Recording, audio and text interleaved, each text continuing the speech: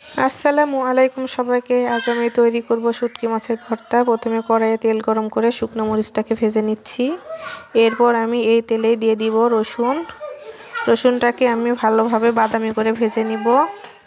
এতে রসুনটা সিদ্ধ হয়ে যাবে আর খুব সুন্দরভাবে ভাজাটাও হয়ে যাবে। এরপর আমি পেঁয়াজ কুচি দিয়ে দিচ্ছি। পেঁয়াজ কুচিটাকেও আমি ভালোভাবে বাদামি করে ভেজে নিচ্ছি।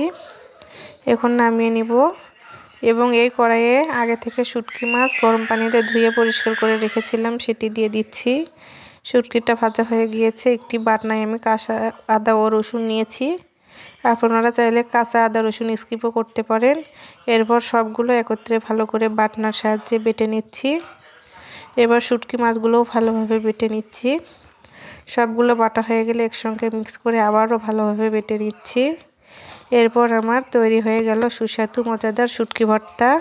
আমার আরও নতুন নতুন ভিডিও পেতে অবশ্যই আমার চ্যানেলটি লাইক এবং সাবস্ক্রাইব করবেন। সবাই ভালো থাকবেন। আল্লাহ হাফেজ।